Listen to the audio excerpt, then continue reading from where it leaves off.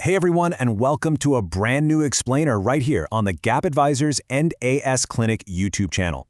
We're jumping straight into a really fascinating and honestly super practical accounting puzzle today. We are going to take a deep dive into the sometimes murky waters of classifying non-current assets held for sale, especially when things just don't go according to plan. If you have ever dealt with an asset that just refuses to sell, you know exactly how tricky the reporting can get. We've got plenty of ground to cover, so let's get right into it. Real quick, before we get into the weeds, I do need to state our standard disclaimer. The views expressed in this explainer are entirely personal to the author and are not binding on anyone. Accounting situations, as we all know, can be incredibly nuanced, so please make sure to seek out the help of a qualified expert before taking or refraining from taking any action based on what we discuss here today.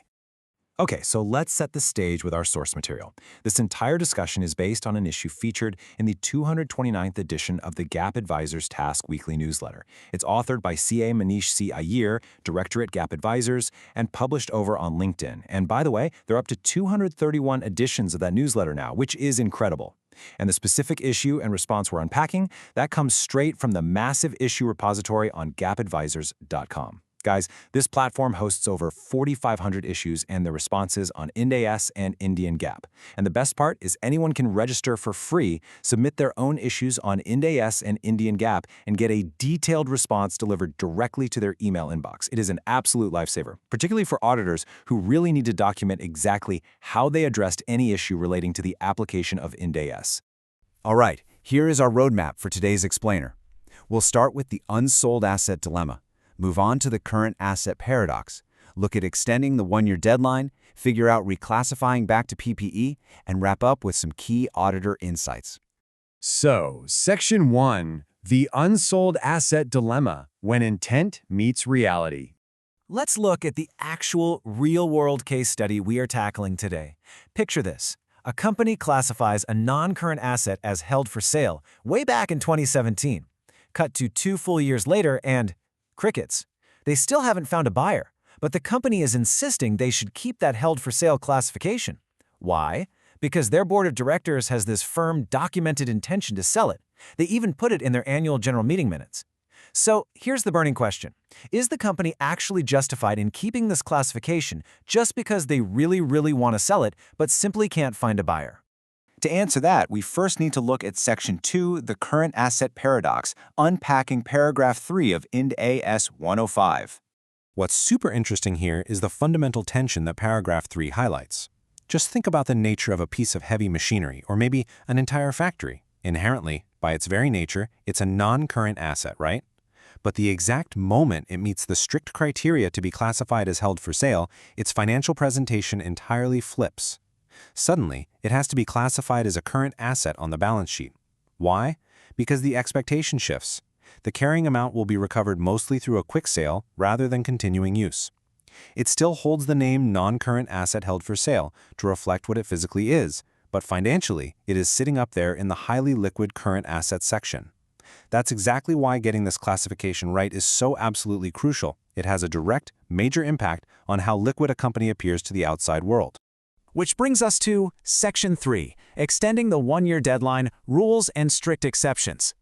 If you look at Ind AS 105, paragraph 8, it gives us the baseline rule. It clearly lays out that for a sale to be considered highly probable, it should be expected to qualify for recognition as a completed sale within 1 year from the date of classification. 1 year. That is the standard. You absolutely cannot just park an asset in the current section indefinitely, crossing your fingers and hoping a buyer eventually comes along. So, looping back to our company's dilemma. They couldn't find a buyer for 2 whole years.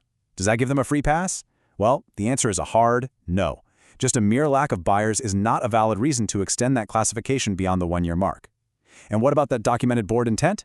Look, management's intent to sell, even if it's formally stamped in the AGM minutes, is just completely insufficient on its own. The standard dictates that any delay stretching past that 1 year must be caused by events or circumstances that are strictly beyond the entity's control. So when is an extension actually allowed? Appendix B of IND IS 105 outlines some very specific sequential criteria. First off, unlikely or unexpected circumstances must have popped up during that initial one-year period. Second, the company couldn't have just sat on its hands. It had to take necessary action to respond to those changes. Third, the asset has to be actively marketed at a reasonable price given the new reality. And obviously, we're talking about a reasonable price measured appropriately in Indian rupees.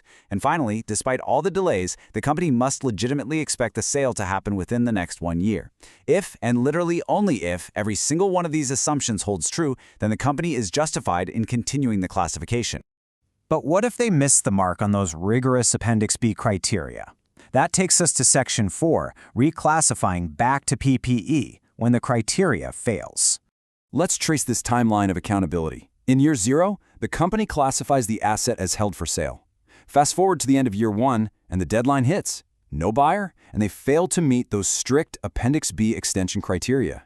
Maybe the delay wasn't truly beyond their control, or maybe they didn't adjust their marketing efforts. The exact moment those assumptions no longer hold true, that asset has to immediately be reclassified out of current assets. It reverts right back to its original classification. In this scenario, right back to property, plant, and equipment. Now this brings up a highly specific, kind of sneaky question from our case study. Let's say the company is forced to reclassify back to PPE because they struck out on finding a buyer.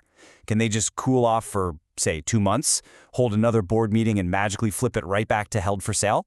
Well, the standard builds a massive wall against that exact kind of loophole. You cannot just arbitrarily flip classifications back and forth like a light switch. Reclassification back to held for sale from PPE is only permitted the exact moment the asset fully satisfies all the stringent conditions of IND IS 105 all over again.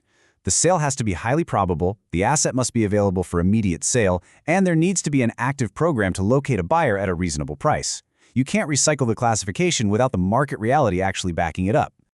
And that brings us to our final stop today, Section 5, Auditor Insights and Conclusion, Documenting the Decision. For all the auditors tuning in, here is your essential checklist. When you're evaluating an extended held-for-sale asset, you've got to look way beyond management's stated intent and verify that it actually aligns with market reality. You need to independently confirm that the asset is being actively marketed at a reasonable price, quantified clearly in Indian rupees. You also have to rigorously document the exact reasons for any delay, proving with solid evidence that they were genuinely beyond the company's control. Long story short, do not allow an extension and presentation without strict, fully documented compliance with the Appendix B exceptions. I want to leave you all with a bit of a provocative thought to chew on today. Are the financial statements you prepare, or maybe review, inadvertently masking stagnant, illiquid, non-current assets by dressing them up as liquid current assets? IND IS 105 was specifically designed to prevent exactly that. The held-for-sale category is meant to be a temporary staging area for assets on their way out the door, not a permanent parking lot for assets you simply wish you could sell. Truly understanding these strict boundaries is absolutely vital for transparent financial reporting. Thank you so much for your time and for joining me for this explainer today. If you found this breakdown helpful, please do hit that like button on this explainer. I'd also love to hear your thoughts, so add your comments and questions down below. And if you aren't already subscribed, please subscribe to the Gap Advisors IND AS Clinic channel for more structured visual learning. Finally, make sure to head over to gapadvisors.com and register for free so you can submit your own accounting issues directly to the experts. Keep learning, keep asking questions, and I'll catch you in the next explainer.